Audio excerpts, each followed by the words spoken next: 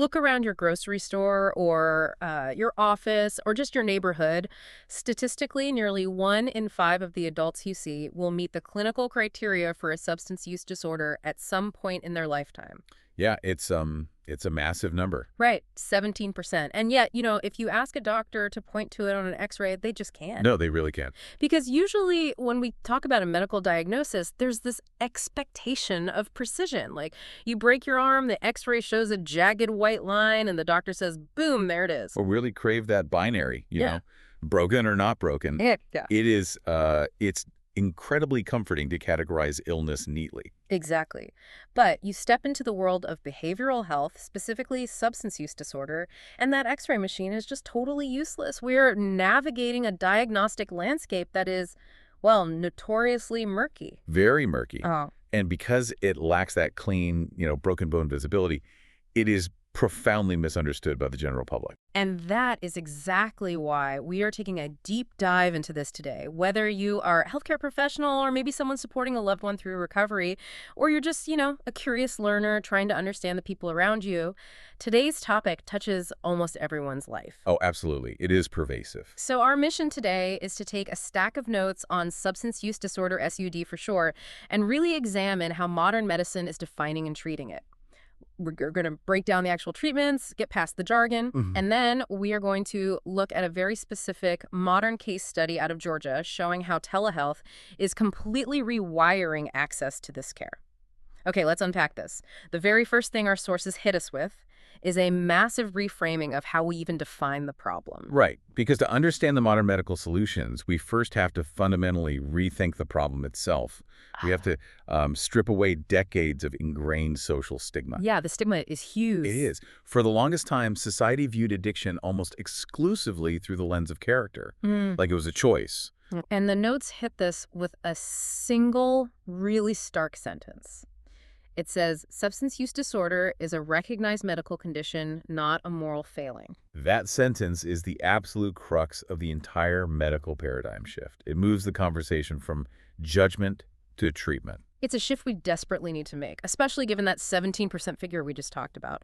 I mean, if nearly 1 in 5 people are going to navigate this medical condition, we can't keep it in the shadows. No, we can't. But if we are treating it as a medical condition, doctors need parameters, right? How do they actually diagnose this without a blood test or an x-ray? Well, the medical community relies on the DSM-5 criteria. This is where the diagnostic nuance comes into play. A diagnosis basically requires a patient to experience 2 or more of 11 specific signs over a 12-month period. Wait, 2 out of 11? That sounds like a pretty broad net to cast. It is broad, but it's specific in its scope. What are we actually looking for here? Let's walk through these, because understanding the breadth is, I think it's important to understanding the spectrum of the whole disorder. Let's do it. So the first few are really about control, like using the substance in larger amounts or for longer than intended. So telling yourself, I'm only having 1 drink tonight, and repeatedly failing to stick to that boundary over the course of a year. Exactly. It's the erosion of boundaries. And that's followed closely by unsuccessful attempts to cut back or control the use. Then we get into the sheer time commitment. The time commitment. Yeah, spending extensive time getting, using, or recovering from the substance. Wait, I want to pause on that one for a second. Spending extensive time recovering. So just being incapacitated by a hangover or like losing your entire Sunday because you are physically recovering from Saturday night, that counts as a criterion. It does. Because that describes a massive portion of college students and young professionals. It really does. And if it becomes a pervasive pattern over a 12-month period, it is clinically significant. The brain and the body are basically dedicating excessive bandwidth to the substance. Wow. Okay, what's next? Next on the list are intense cravings. So a physical and psychological urge that can just block out all other thoughts. Then we look at the fallout, like problems fulfilling obligations at work, school, or home. Right, so the structural pillars of a person's life starting to wobble. Yes, exactly. Along with that, we see social and interpersonal conflict that's caused or worsened by the substance, yet, the person keeps using. They also start giving up important social, occupational, or recreational activities. Oh, so their world literally starts shrinking. Like they stop playing tennis on weekends or they stop going to family dinners because the substance requires that time and energy instead. A profound shrinking of their world, yes. And the criteria also include hazardous use. Meaning what exactly? This means using in situations where it is physically dangerous, like driving or operating machinery. Then there's continued use, despite knowing it's causing or worsening a physical or psychological problem. Even when you know it's hurting you. Right. And finally, the two classic physiological markers. Tolerance, where you need more of the substance to achieve the same effect, and withdrawal. Meaning you experience physical symptoms when you actually stop using. Exactly. Looking at this list of 11, I really want to push back on a massive societal myth here. Because in movies, or just in how we talk about addiction in pop culture, there is this super dramatic idea that you have to hit rock bottom before you actually have a problem. Oh, the rock bottom myth, yeah. Right, like you have to lose your job, lose your home, blow through your life savings. But based on what you just listed, if you simply have intense cravings and you've tried to cut back but couldn't, that's two signs that meets the clinical threshold. It does. And that pop culture myth of rock bottom is actually one of the most dangerous hurdles in medicine right now. Really? Absolutely. Think about it. You do not wait for stage 4 cancer to start chemotherapy. Waiting for total systemic collapse before treating a behavioral health condition is, frankly, medical negligence. I love that framing. It reminds me of a car engine. The way society used to view addiction was like an abrupt engine failure. You're driving along and suddenly the car is on fire on the side of the highway. Total catastrophe. Right. Out of nowhere. But reading these notes, SUD is graded on a spectrum. Mild is having 2 to 3 of those criteria. Moderate is 4 to 5. Severe is 6 or more. It is so much less like a sudden explosion and more like a car's check engine light. What's fascinating here is why this spectrum matters so much clinically. Because grading the severity does something vital. It removes the shame of needing to be a hopeless case to ask for help. You don't have to be on fire. Exactly. If you acknowledge the flickering light, say, you have 2 criteria, maybe using more than intended and giving up some weekend hobbies, you can intervene before the engine block cracks. You catch it at the mild stage. And if it goes unchecked, it stays steady. You hit 4 or 5 criteria, maybe adding social conflicts and hazardous use, it's moderate. Eventually, if ignored, that light turns red and flashes severe. And the goal of modern medicine is to get under the hood while the light is still just flickering. So if we are successfully reframing this in our minds, treating this as a graded medical condition rather than a profound character flaw, the next logical step is figuring out how modern medicine treats that flickering check engine light before it becomes an explosion. Well, it requires a comprehensive approach. You cannot simply tell a patient to stop.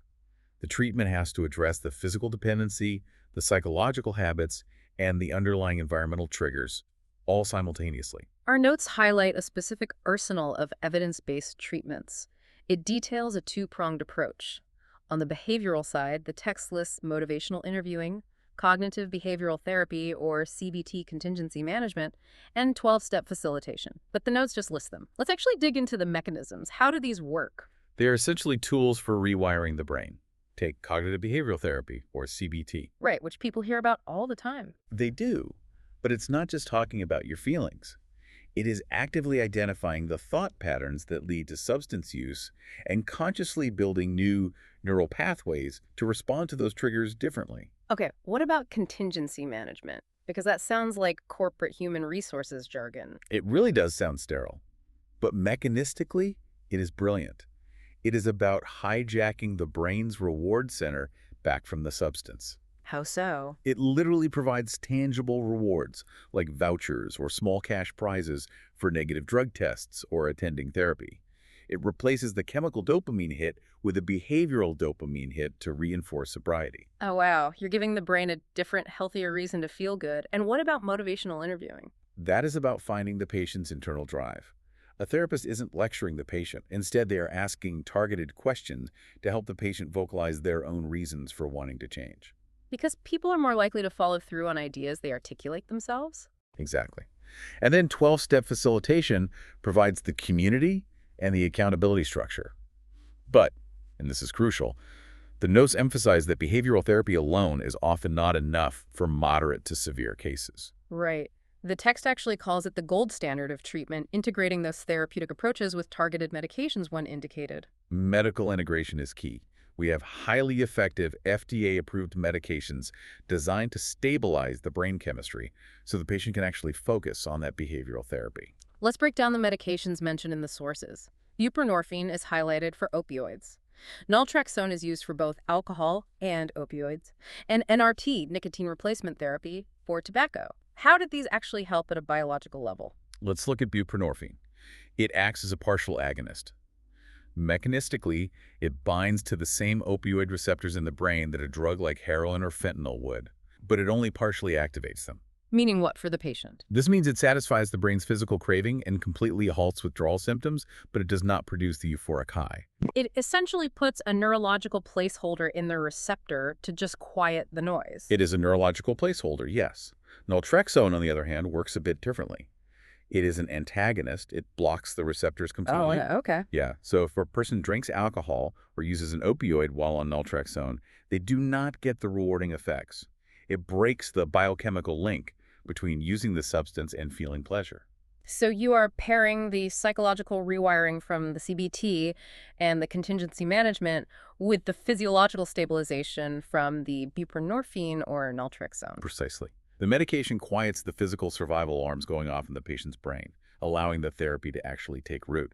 You can't learn new coping skills if your body feels like it's dying from withdrawal. Here's where it gets really interesting, at least to me. When you look at that dual approach, the biological stabilization paired with the psychological rewiring, the text points out a massive point of optimism. The recovery rates with appropriate treatment are incredibly strong. The data completely shatters the cynical narrative that addiction is just this hopeless cycle. When people get evidence-based, integrated care, they get better. The treatment fundamentally works. But having these incredible gold standard medications and therapies is utterly useless if a patient cannot get an appointment or a prescription. Access is the true bottleneck here. It really is. Because what good is a strong recovery rate or a prescription for buprenorphine if the closest specialist is a 3-hour drive away? Or if you can't afford a massive out-of-pocket bill? This is exactly where theoretical science collides with the harsh reality of the American healthcare system. The logistical and financial friction is often just insurmountable for someone already struggling with a severe disorder. And that brings us to the second half of our deep dive. Our source material provides a really compelling case study out of Georgia that is directly attacking those exact barriers. It's a practice called Coping and Healing Counseling, or CHC. We have to look at how clinics like this are bypassing the waiting room entirely. CHC is a prime example of the telehealth solution in action. They are creating a systemic shift in how care is delivered, moving away from this centralized clinic model. Their footprint is massive, too. The notes state they cover all 159 counties in Georgia, all of them, and they do it through a 100% HEPA-compliant telehealth model. So the geographical hurdle is immediately dismantled. A patient living in a rural county with 0 addiction specialists suddenly has access to the same care as someone living in downtown Atlanta. Right. You don't need a car. You don't need to take half a day off work to drive to a clinic, sit in a waiting room, and drive back. But time and money are usually the bigger roadblocks for behavioral health. How does the case study address those? Very aggressively, actually. The source note CHC offers same-week availability. Same week. Wow. That is critical for substance use disorder. When someone is ready for help, when that window of willingness finally opens, a 2-month wait list might as well be a 10-year wait list. You have to strike when the iron is hot. And the financial model. This is where they turn a massive systemic hurdle into a frictionless experience. Our notes lay out their insurance details. They accept Medicaid, which results in a $0 copay. $0 for a medical specialist. For targeted, evidence-based care. And for those with major private providers, they list Aetna, Cigna, Blue Cross Blue Shield, United Healthcare, Humana, and Medicare. The cost ranges from $0 to $40 a session. They have engineered the practice to ensure the financial barrier is as low as humanly possible. Okay, I am going to play devil's advocate here for a second, because I hear telehealth and I immediately think of grainy video meetings where half the people are frozen and there's that awkward delay. Sure, yeah. Can you really deliver effective deep therapy for something as severe as substance use disorder or severe trauma over a video call? Doesn't the physical screen kind of get in the way of the human connection required to heal those deep wounds? It is a very fair concern, and one the medical community actually debated for years. But the mechanism of telehealth actually offers a unique advantage for severe trauma and shame-based disorders. Really? An advantage? Yes. The screen provides a psychological buffer. Think about it, sitting in a sterile, unfamiliar clinical office across from a stranger can trigger a defensive, guarded response. Oh, I see. A patient might feel significantly safer opening up about deep trauma while sitting on their own couch with their own dog wrapped in their own blanket. The medium actually lowers the barrier to vulnerability. That makes a lot of sense. The safety of their own environment accelerates the trust. Exactly. Furthermore, the source material focuses heavily on the quality of the providers on the other side of that screen. CHC employs a diverse, culturally competent team of over 15 licensed therapists. We are talking about LCSWs, LPCs, and LMFTs. So licensed clinical social workers, licensed professional counselors, and licensed marriage and family therapists. But, to a layperson, an alphabet soup of credentials doesn't mean much. Why do those specific licenses matter when we're talking about treating an individual's addiction? Well, let's take the LMFT, the marriage and family therapist. They matter because substance use disorder does not happen in a vacuum. It is a family disease. Mm-hmm. The LMFT isn't just treating the person using the substance they were trained to treat the spouse's codependency or the child's trauma simultaneously. And that connects directly to something else in the notes. CHC offers individual therapy, but also couples and family therapy. They even treat teenagers, specifically noting ages 13 and up. The entire household experiences the ripple effects of the SUD. They all develop their own traumas and maladaptive coping mechanisms, so offering family and couples therapy ensures the entire ecosystem is healing, not just the isolated individual. And doing this via telehealth means the family doesn't have to coordinate driving 3 different people from school and work to a clinic across town. They can literally log in from the living room. It removes the friction. Logistical friction is the enemy of consistent care, but there's another crucial piece to their model that ties everything together. The notes highlight that CHC offers care coordination with prescribers. Oh, tying perfectly back to the gold standard we discussed earlier, the two-pronged approach. The clinical loop is closed. They are not operating as an isolated island of talk therapy. They are actively coordinating with the medical side, the prescribers who handle the buprenorphine or naltrexone. That's huge. It is a fully integrated system facilitated via telehealth, and they handle the heavy interconnected specialties alongside the SUD. Yeah, the notes say they specialize in anxiety, depression, trauma, PTSD, grief, stress. Because nobody wakes up one day in a completely, perfectly happy, balanced life and just randomly develops a severe substance use disorder. Right. The addiction is almost always tethered to an underlying issue. Co-occurring disorders. Uh, You are very rarely just treating the substance use. You are treating the underlying trauma, the crippling anxiety, or the unprocessed grief that the substance was originally recruited to numb. You have to treat the whole person. So what does this all mean? Let me synthesize the journey we've been on today. We started by completely throwing out the outdated, moral failing view of addiction. We moved to a clinical, graded understanding, the DSM-5's 11-point checklist, where even 2 signs mean the check engine light is on. We explored the mechanisms behind the hope of modern treatment, that dual approach of psychological rewiring and biological stabilization with targeted medication. We saw how a practice can bypass the traditional bottlenecks of the healthcare system to deliver those treatments. We grounded all that theory in the reality of accessible telehealth in Georgia with coping and healing counseling, bridging the gap across 159 counties with licensed professionals treating the whole family ecosystem, same-week availability, and incredibly accessible insurance options, including $0 for Medicaid. It's incredible access. It really is. By the way, for the practical value of anyone listening, the source lists their contact as chctherapy.com or 404-832-0102. If we connect this to the bigger picture, what we are really witnessing is a massive systemic leveling of the playing field. Shifting from moral judgment to accessible integrated medical care is fundamentally changing the landscape of recovery. Yeah. It is pulling the treatment out of the shadows, making it financially feasible, and placing it directly into the living rooms of the people who need it most. It is, quite simply, saving lives. As we wrap up this deep dive, I want to leave you with a thought, a question for you to mull over that builds on everything we've unpacked today. We established right at the beginning that this medical condition affects 17% of the adult population. Right. And we've seen how telehealth can suddenly bring private, highly affordable, sometimes $0 care directly into our homes, bypassing the commute, bypassing the waiting list. This raises an important question. How might this care anywhere model eventually completely dismantle the social stigma of asking for help? If you don't have to walk into a building with a specific sign on the door, if you don't have to sit in a public waiting room and risk being seen by a neighbor, if the sheer privacy of telehealth becomes the norm, will that finally normalize mental health care as just healthcare? It is a profound possibility. Privacy removes the fear of judgment, and well, when you remove fear, you accelerate healing. We started today talking about that comforting, clear-cut x-ray of a broken arm. The murky waters of behavioral health diagnoses might never be as simple to see on a piece of film. But maybe with models like this telehealth expansion, getting the treatment for it can become just as normal, just as private, and just as accessible as getting a cast.